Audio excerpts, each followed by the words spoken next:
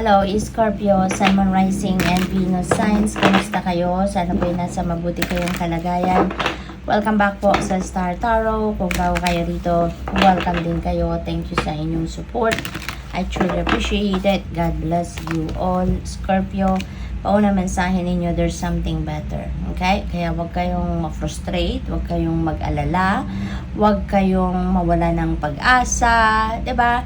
Kasi there is something better waiting for you. Kung hindi man nag-materialize yung plano ninyo sa ngayon, hindi man nag-come to fruition, kung ano man ang pinagpapaguran ninyo, ano man ang effort na ninyo sa ngayon, you don't have to worry about it, Scorpio, okay? Because there is something better that is waiting for you. Kung ano yung hindi para sa'yo, talagang kahit anong effort ninyo, hindi yan ibibigay sa inyo. It will be denied of you. Kasi, hindi yan ang para sa'yo. Hindi yan ang best para sa'yo. Kaya, never lose hope. Okay? Never lose hope.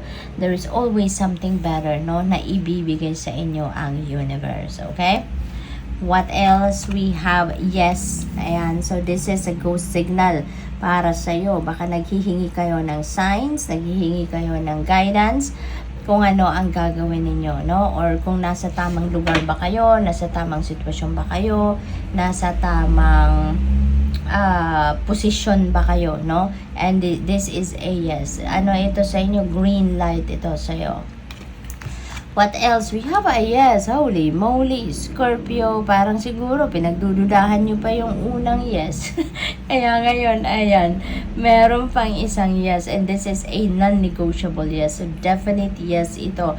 Parang, siguro, ito, nakita na ninyo na this is a yes. Baka sa isip ninyo, sinabi ninyo na, siya nga ba? Talaga nga ba?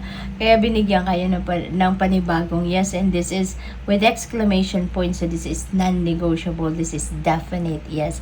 Ito na talaga yun. Siguradong sigurado na oo. Talagang oo ang sagot sa inyo, no?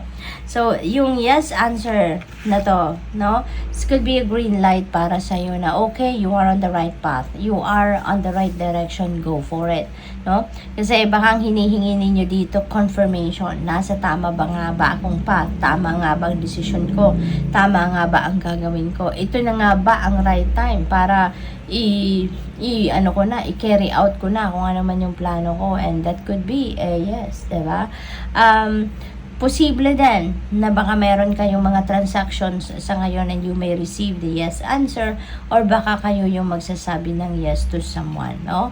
Now, what else? We have be assertive. Ayan, ngayon meron na kayong green light, no, to pursue whatever it is na tinatanong ninyo.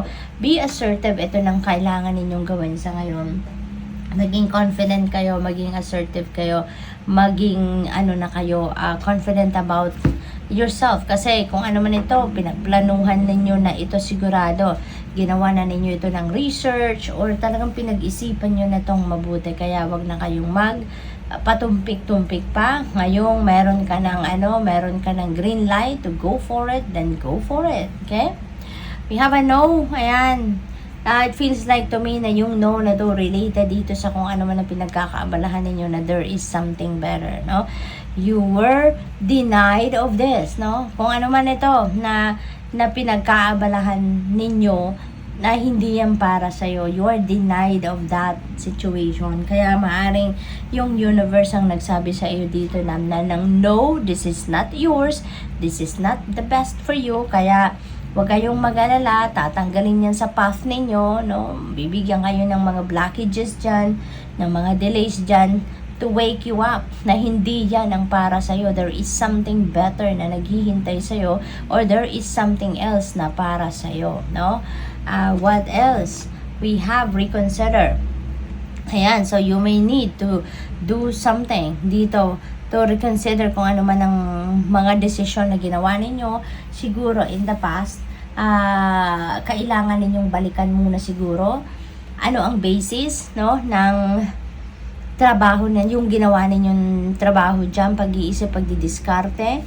And you may need to reconsider something, no? You may need to think about something else. Maaaring ganun ang ganap dyan. So, what else? We have perfect timing. Ayan. So, maaaring yung mga yeses na to, related iyan sa kung ano man ang sitwasyon na iniisip ninyo or tinatanong ninyo sa universe, no? At maaring ito, 'di ba? Additional approval ito sa inyo na yes, now is the perfect timing, divine timing has come para gawin mo kung ano man ito, no, na tinatanong ninyo, because this is definitely different from this situation. So maaring meron kayong ibang options or meron kayong ibang idea, may ibang plano, and maybe yun ang dapat ninyong pagtuunan ng pansin sa ngayon. Perfect timing has come para gawin nyo na yan. So, maaaring yung yeses na to related dito sa kung ano man ang bagay na to na tinatanong ninyo. No? At could be related sa inyong trabaho, career, relationship, business, diba? Depende sa inyong sitwasyon. Meditation bring answers. Ayan. So, feeling ko dito maraming pagdududa sa isip ninyo, Scorpio. Maraming katanungan, maraming pag-aalinlangan, no? Yun ang napipick up ko dyan. Kaya you're being invited here to do some meditation because meditation brings answers at doon ninyo mahahanap yung kasagutan na you are seeking, no? Mag-meditate kayo because kapag nag-meditate kayo, parang lahat, no? Nagiging sarado muna ang lahat, no, na mind chatter, kung ano-ano, wala munang kausap, wala munang kayong gadget na hawak, yung ganon. Mag-focus lang kayo inward. This is the time that you need to do some inner work, no, inner guidance muna dito, yung focus ninyo, mag-meditate kayo, at kung ano man yung mga nalalabuan kayo sa inyong sitwasyon, for sure dito ninyo mapipick up yung kalinawan, enlightenment, clear direction, no, sagot sa'yo sa inyong mga tanong. So good luck, thank you for watching. Love and light, namaste.